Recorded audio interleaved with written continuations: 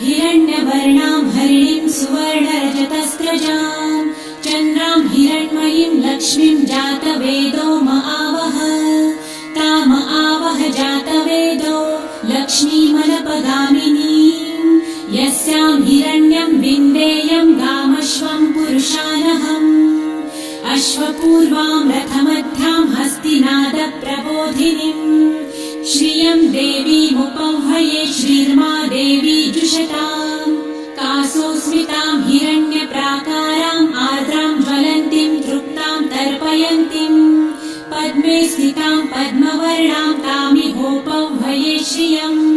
चन्द्रां प्रभासां यशसा ज्वलन्तीं श्रियं लोके देवजुष्टामुदारां तां पद्मिनीं शरणमहं प्रपद्ये लक्ष्मीर्मे नश्यतां त्वां वृणे आदित्यवर्णां